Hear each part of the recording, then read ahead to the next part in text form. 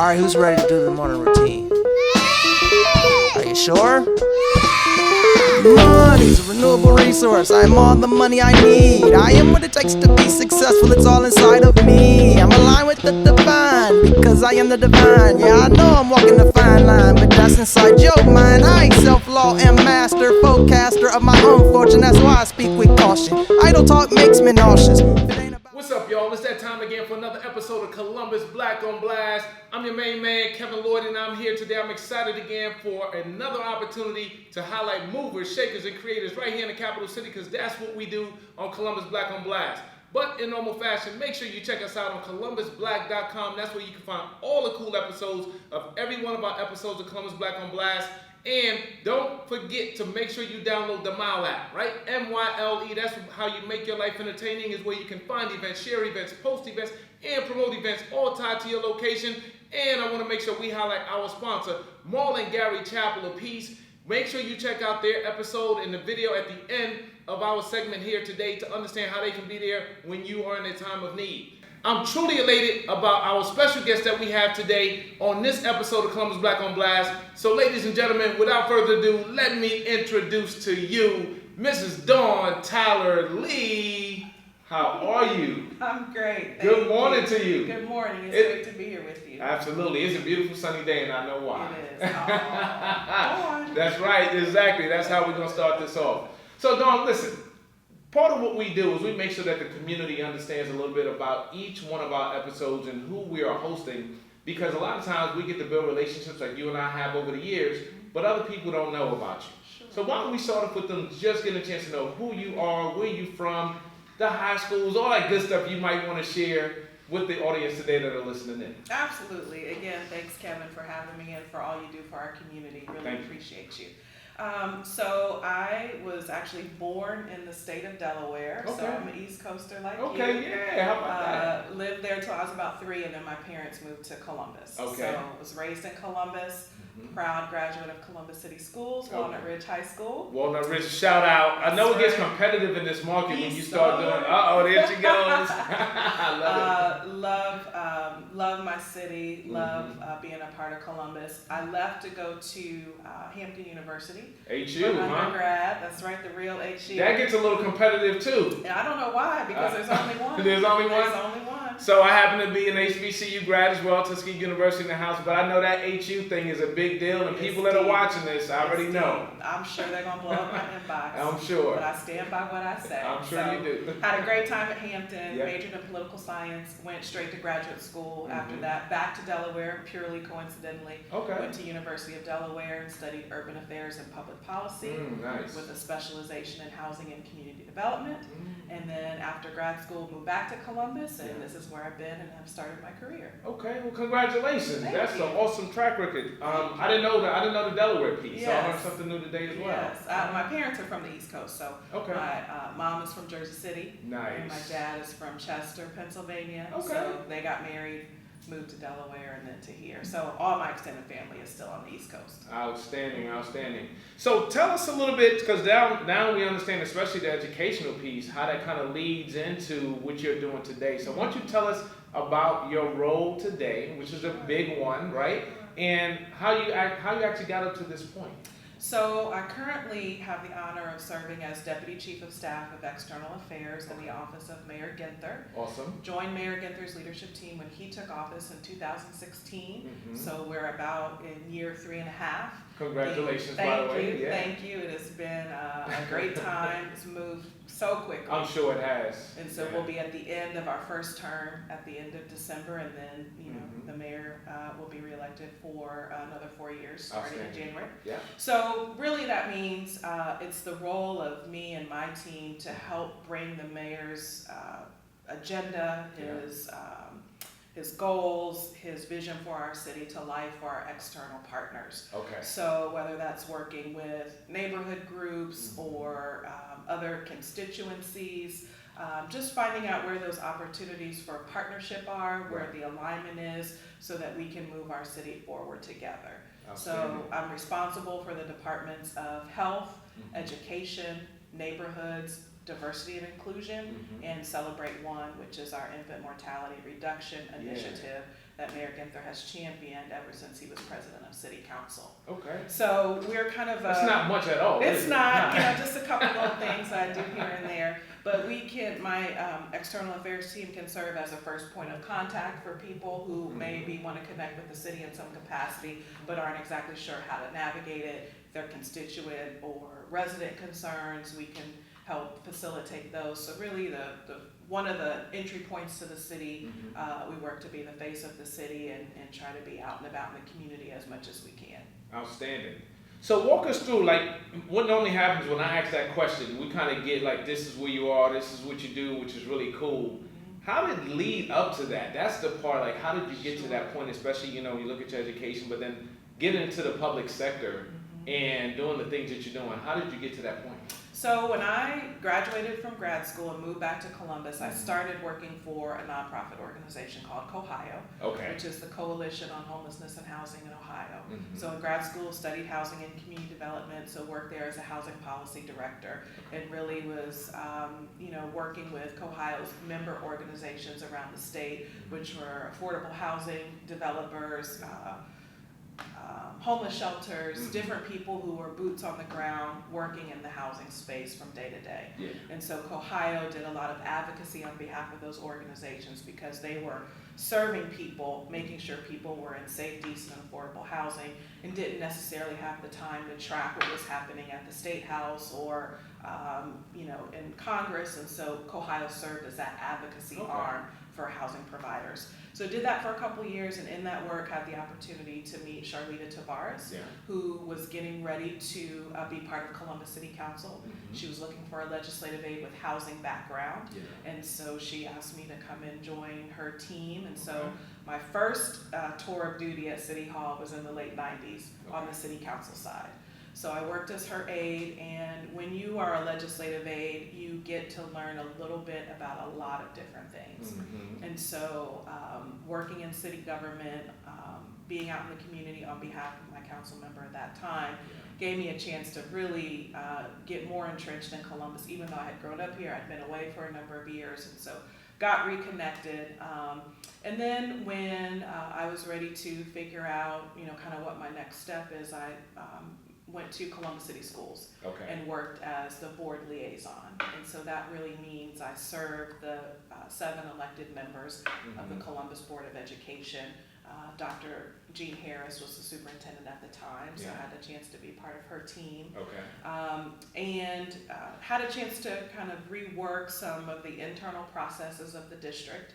And after a couple years, moved on to Ohio State. So I was at Ohio State for 8 years in 3 different roles.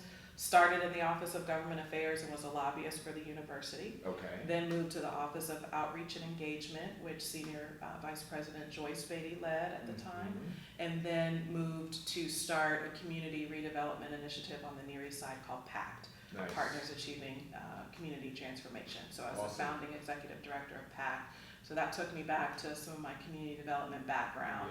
Really excited to see. That's how things tend to happen. So really excited to see all the great work that's happened on the Near East Side under the leadership of the city, the university, the housing authority, and really excited that a community that I grew up in is experiencing some really great revitalization. Outstanding. Left Ohio State after 8 years and then went to United Way of Central Ohio. So I had the opportunity to work with Janet Jackson and served on her leadership team and worked on the grant-making side of United Way. So I was Senior Vice President of Community Impact. So all the dollars raised through the United Way campaigns in our community, my team had the honor of determining how those would be invested to help reduce poverty in the city of Columbus. Awesome. And then from there, came to the city. So that's where I am. But I think some of the themes throughout my career, if you will, have really been about how to make connections of people and ideas. Also had the honor of working with some tremendous sheroes in our community. Dr. Harris, Charlita, Congresswoman Beatty, Janet Jackson, and so I don't take that for granted to have been able to work with and alongside these women and learn so much from them about how to serve and how to be a servant leader. Yeah. And so I count that a blessing, and now that's transitioned into the mayor's office and being able to work for a leader like Mayor Ginther. Outstanding. It's truly been a gift. Yeah, for sure. I loved it. So you ended up framing it up when you talked about the themes, because that's exactly what I picked up, and you named some amazing women in this community that have done some wonderful things to really help people. And that foundation, like hearing your whole foundation to get to where you are today is pretty awesome. Yeah. So well done. Thank Well you. done. Yeah. So now y'all already understand why we are putting her on blast, right? She's a mover, shaker, and most definitely a creator. So speaking of creation, you kind of led to this as you talked about PAC, right? The transformation of our community, and that continues to go on.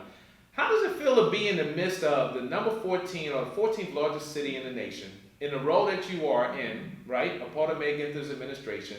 We have all this growth ahead of us. We're growing in leaps and bounds, right? And obviously you deal with a lot, but what's your perspective on what's ahead for the city of Columbus and our growth and what's actually happening as we're transforming? Man, I mean, we could talk about that the rest of the day. I'm There's sure. so many great things happening in Columbus, and I really get excited when people who maybe have lived here before come back to visit, and they're just blown away by all that's happening. You know, as you said, we're the 14th largest city. We're expected to be up to about 3 million by 2050, according to what the Mid-Ohio Regional Planning Commission has projected. We're about 900,000 residents. We're larger than Cincinnati and Cleveland combined. You know, Mayor Ginther really has positioned Columbus as America's opportunity city, and I can't think of a better word than opportunity to describe our city. There is so much here for people, whatever it is they're looking for, whether it's you know, for entrepreneurs, you know, a space that you know very well, whether it's in the arts, whether it's community development, neighborhood development, business, nonprofit. I mean, all of our sectors are very rich and vibrant, and so regardless of what people are looking for or what they want to be a part of, they can find it here in Columbus. Outstanding, outstanding. That sounds good, and I agree. Great opportunity, America's opportunity city for sure. So you got to get engaged, you got to be involved to make it happen. Absolutely. So speaking of engagement and involvement, right? Tell us about 2 or 3 key things that you have had the opportunity to really be in charge of, to really make a difference in your role or your capacity to really impact the city's future. Well, one of the biggest things which is happening right now that is top of mind for me day and night is our search for our next police chief. Okay. Big shout out to you and the rest of the community engagement team being led by Gail Saunders. You guys have done a phenomenal job. Awesome. Shout out to Gail Saunders. That's right. Saunders Company. Yeah. Working with you guys has been tremendous. When Mayor Ginther announced back in January that we were going to do a national search for our next chief, he was very clear that there needed to be a robust community engagement component. He wanted to hear from the residents about what they'd like to see in our next police chief. So important. And so, absolutely. And I would say, you know, very unique for a mayor to take that position. It's a decision that he very easily could have made with a, you know, small group of people behind closed doors, but that's not what he wanted to do. He wanted to open it up and make sure we were hearing directly from the people of Columbus. And so, as you well know, we've been spending the last 6 weeks or so getting out there, talking to people, hearing their thoughts about what they'd like to see in our next chief, and we'll take that information and use it to help actually create the job description and have it be a guide for the types of candidates we recruit from inside the division and around the country. And so that work is something that has been quite an honor to be a part of. I'm learning a lot. I'm sure you are. I am learning a lot, and you know, we've got, I think, a very strong, comprehensive, transparent process that we've put in place. So our next step after the community engagement concludes will be to hire a search firm who will then go out and find the candidates based on what our community said they're looking for. We will have candidates in place hopefully later this fall, and we'll have a second round of community engagement where we will take some final candidates back out to the community so they can see them, talk to them, engage with them, and see how they feel like those candidates will help move our division forward. Yeah. And then our goal is to have a new police chief by the end of December Okay. or the beginning of 2020. Yeah.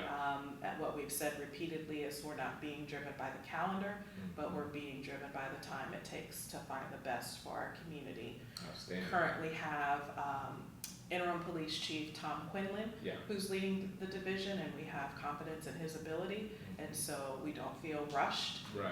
We right. feel like Fortunately, yeah. we can still continue to move the division forward during this period of transition. But again, hope to have a new police chief by the end of this year, beginning of next year, and really continue to encourage people to be engaged in the process. Outstanding.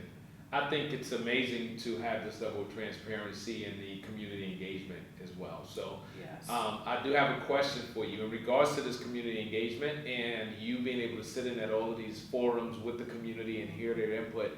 Any key takeaways from you, either in regards to their input that they're sharing and or the experience itself from being in that environment and literally hearing what they have to say? Yeah, so we hear a lot working in city government that people are apathetic, they don't care, they don't want to be engaged, and being in these forums and hearing what people have to say is showing quite the opposite. Absolutely it People is. who are coming to the forums have thoughts and opinions and ideas, they're making them known, they're engaging in the process. And so some of the themes that we're hearing pretty consistently are around transparency and accountability, Yeah. and what is coming through loud and clear is our community wanting to have strong relationships with our police force, and to have those relationships be positive and productive. They want officers to get out of their cars, walk the neighborhoods, get to know the neighborhoods that they patrol,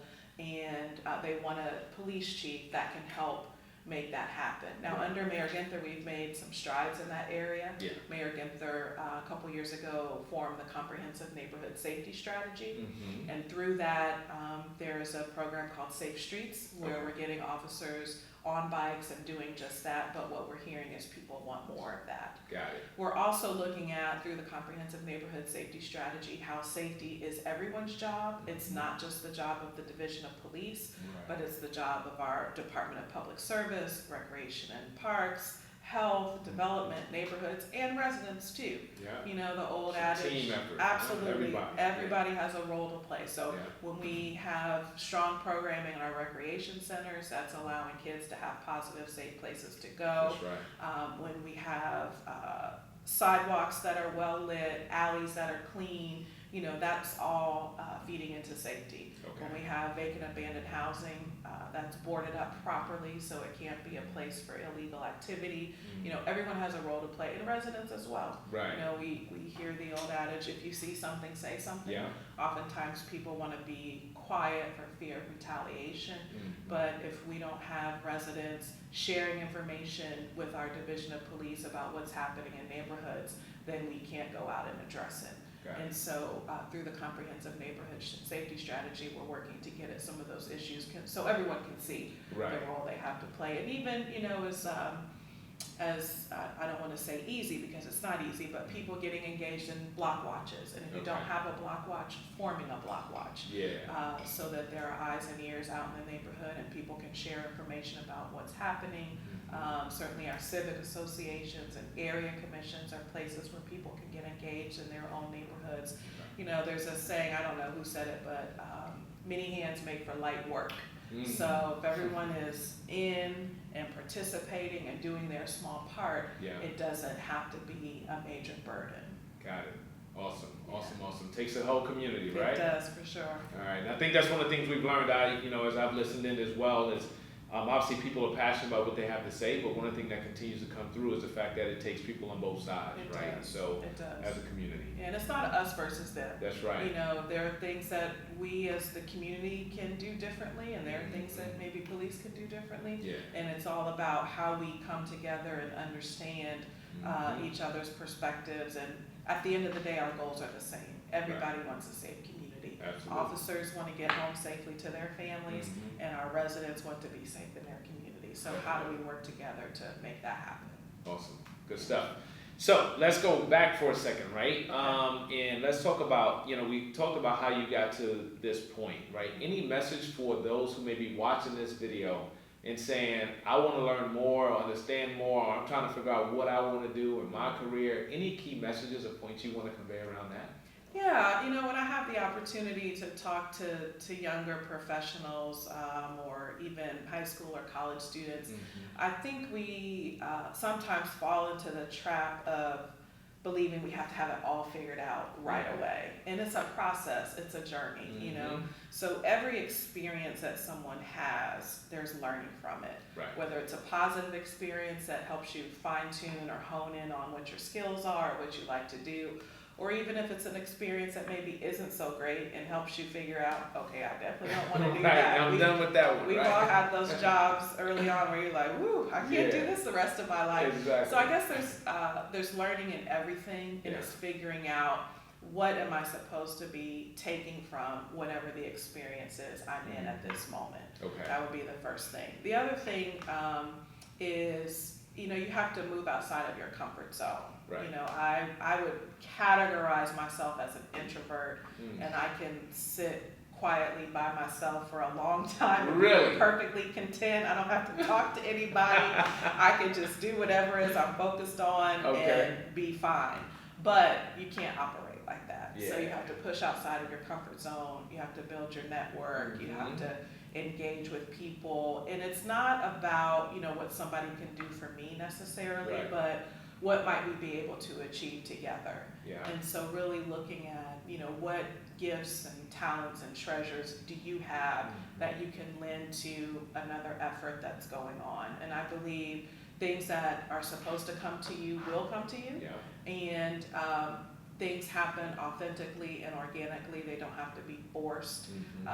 If you reach out to someone and want to connect with them for whatever reason and they don't respond, then that's not the person you're supposed to connect with. So there's no loss in that, Right. And so I just encourage people to, move outside of your comfort zone. There are so many events that happen across Columbus for all kinds of interests, whether it's social or political or around the environment. I mean, there's a group for everybody. Yes, indeed it is. They can certainly plug in to make your life entertaining. Thank you very much. That's a plug, and I ain't even asked for that one. Download mile. All right, go ahead. There's so much stuff happening. It's just, trying to figure out what your right space is. Yeah. Putting yourself out there a little bit more. I'm a big fan of informational interviews. If you're in a place where maybe you're thinking about a career transition and maybe don't really know which way you want to go, just sitting down with people in the community who have maybe had a path that you find interesting, inviting them to coffee, maybe for a phone call, and just kind of learning how other people have navigated. Going online and looking at past interviews, ColumbusBlack on Blast. There's so many resources out there. Columbus Young Professionals, Columbus Urban League Young Professionals. There's no shortage of things to do, and just really testing it out and seeing where your comfortable space is. And then from there, opportunities will present themselves, whether they're career opportunities, whether they're community service opportunities, maybe leading a project or serving on a board. It's all there for the taking. Awesome. You know what? You're making this so easy. There's so much stuff that I can add on, but she's like nailing it, y'all. This is an easy interview. All right, so moving on from there, because I completely agree with everything you just said. What's next for you? What are some of your key milestones? What do you want to accomplish next? And we'll go from there. Without telling it all. The $1 million question. The short answer is I don't know. Okay. That's fair. I'm enjoying the work I'm doing right now. Love being part of the mayor's leadership team and helping to move our city forward. Whatever is next for me and whenever it might present itself, it will have to be something that continues to allow me to connect my previous experiences in government, nonprofit, public sector, with the things I love to do. And that is really connecting people and ideas. And so what that looks like, I don't know. But I definitely don't see I've learned to never say never, but I do not see myself leaving Columbus. This is, where my husband and I have been for many, many years, and a place we love. So I'll continue to be working here in some capacity. Doing something here, right? Yes. All right. That's awesome. By the way, love your color scheme today. Thank you. Yeah, so. Thank you. Red is my favorite color. Okay, we'll take that one. Subliminally, some people picking up on that too, right? So how do people get in contact with you if they want to reach out to you to understand how they could either be supportive of what's happening here at the city, Sure. or to learn from you as well? Yeah. How do people get in contact? So I'm on LinkedIn. Okay. And my email address is dtlee@columbus.gov. Okay. And those are probably the best ways. Mhm. Certainly my office number, which is 645-0811. Okay. And that's 614. 614, yes. Yep. 614-645-0811. Mhm. But email is probably best. Okay. Yeah. Got it. All Welcome right. the opportunity. I always love meeting new people and Mhm. hearing what they're doing in our city and the ways we might be able to make a connection. Awesome. And then one last question that I ask a lot of people, and this gives us the opportunity to understand, because you're doing a lot for the community. How do we help as a community support you in the initiatives and the focuses that you have? How do we help support you to continue to do the great things that you're doing? Mhm. If there was anything we could do to help. Yeah, so I appreciate that question. I mean, it's a bit cliche, but I Yeah. would say get engaged. Okay. You know, whether the things I mentioned before, serving in your neighborhood, Mhm. Mayor Ginther has really put a lot of emphasis on opportunity neighborhoods. Okay. And those are parts of our city that maybe haven't been well-resourced over the years and maybe haven't had the focus and attention of some of the other parts of our city. Yeah. And so, really figuring out how people might be able to support some of those efforts. We released last year the One Linden Plan, Okay. and now we're moving towards implementation. And we're creating a plan in the Hilltop right now. Yeah. And then once it's completed, we'll be moving towards implementation. Mhm. So people have so many gifts and talents to contribute, and it doesn't always have to be financial resources. Right. It could be expertise, it could be time, it could be sweat equity. Mhm. One of the best ways to find out what's happening in the city is to go on our city's website, columbus.gov, Yeah. and sign up for email alerts, and Okay. you can check what areas of interest you have. Mhm. And then if there's an event or a press conference Yeah. or anything happening within that area you're interested in, it'll go to your email. Right. And then we also have a mayor's blog, and so he puts information out about every week, sometimes Yeah. 7 to 10 days or so, and you can hear directly from the mayor about what's on his mind Mhm. and the things that we're working on here in city government. So those Okay. are some ways, really just encouraging people, and I've seen this through the chief forums as we've talked about previously. Yeah. Just coming to community meetings, making your voice heard, and if you can't get out, writing a letter or sending Right. an email. Sometimes people after the fact Mhm. find out something that's occurred that maybe they had a position or opinion about and didn't have the opportunity to share. Yeah. We try to be as open and transparent as possible in city government, and just letting your elected official, whether it's the mayor, members of city council, Mhm. your representatives at the Ohio General Assembly, or even in the Congress, Yeah. making sure people know what you think. Okay. I think that was well said as well. So I will share my personal opinion on that is, especially with these Chief of Police community engagement forums, you really see people come out that really care about the communities and they Yes. share, and they take advantage of the opportunity to convey what they have to say. And I would say, and I would challenge those who say things, after the fact or at home or to friends, is to get out into your community. Go to these opportunities or these engagements, these forums, these settings.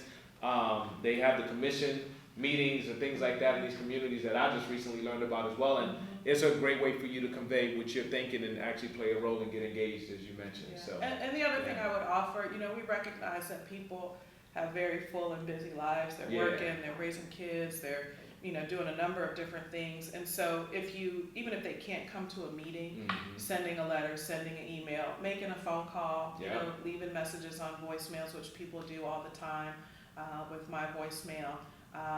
And then the other thing is, we don't always have all the answers. Right. So if there's a way that we can do our jobs better here at the city, if there are other ways people want to engage that maybe we haven't thought about, let us know. You only Yeah. know what what you know. And so if there are things that aren't working, Right. We want to hear those too, because at the end of the day, this is everybody's city. That's right. And we all have to work in it together. Exactly. Yeah. All right, good stuff. So, saying that, I have a question for you. Yes.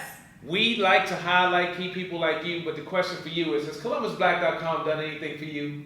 Put me on blast. Ah, y'all got it. That's what we do. We highlight movers, shakers, and creators, which is the reason why we just had this episode with Dawn Tyler Lee. And I hope that you all really understand why I was excited and elated about the opportunity to interview her. And hopefully you took away some great nuggets and some gems that can help you be better in our community, but also be more successful in the things that you do. One of the things that we always say before we end is, in order for you to be better in your future, you need to understand a little bit more about your past. That's the reason why we just put Mrs. Dawn Tyler Lee on blast.